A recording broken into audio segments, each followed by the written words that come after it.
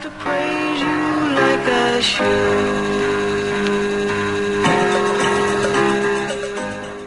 The issues generally are initially around the impact on productivity. They often are. If it's a small business, that's very, very obvious. If it's a large business, they may not be accounting for the dollars, but they might be accounting for lack of productivity in terms of not completing the project or so forth. When you move back from that, what causes lack of productivity is generally communication. And I know that seems like, well, that's communication and that's productivity. The communication is generally with the leadership down. I deal with a lot of companies who have mixed directions. Someone will tell them that, and then they'll get another direction from the marketing division, and they're kind of wasting time. They're not as productive, and then somebody says, no, we weren't doing that. So it's clarity around communication in an organisational level.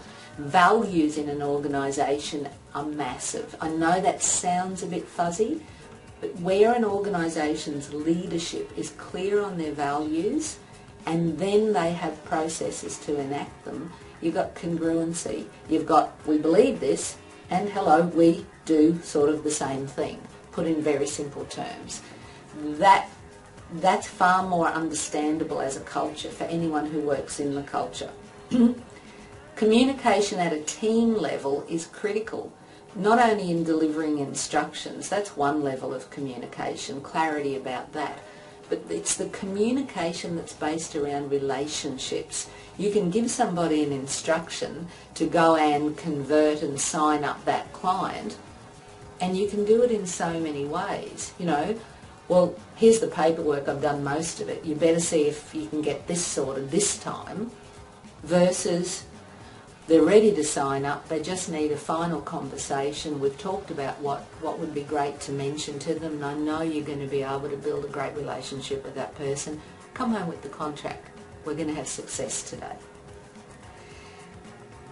Just two different examples right off the top of my head. Doesn't take too much longer time-wise to inspire or encourage somebody, so long as they know what they're doing as well, than it does to give them that sign of in-breath and ultimatum. So it's the characteristics of the attitude that propels the communication. And all those things can be dealt with easily within a group in a corporate sense. And when they're not dealt with, some of the impacts can be massive, absolutely massive.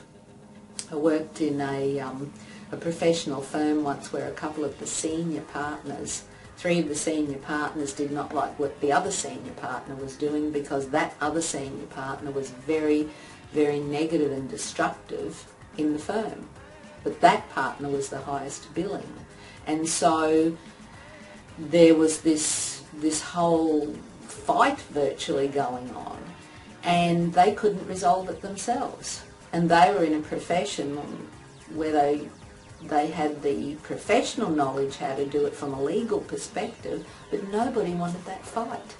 So I was brought in to, help the communications and the negotiations. Now, that's good, and it's far better for a relationship in your personal life or in your business life to actually not get to that stage.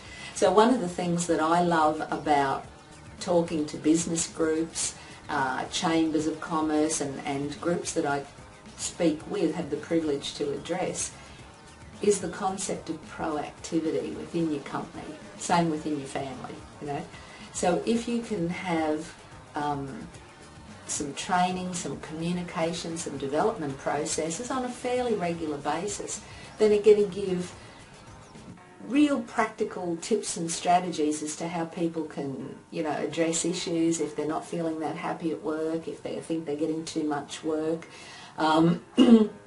if they have a suggestion that they want to make and they're not certain how they can offer that. There's all kinds of things. Where a company or a business or a group can continue to offer You know, these in-service, these development processes, they don't have to be big old courses all weekend. I've done it in, you know, a series of lunch times over a period of time. No big deal. They bring in the trays of sandwiches, they bring in the coffee and the juice, and easily within the working day on a regular basis, we do an hour and a half program here and here and here and here, and you've got continuity. And that's when things work incredibly well. Sometimes it's an annual conference and you'll come in and you'll deliver a program, that's fine too, but it's that continuity that really makes the difference.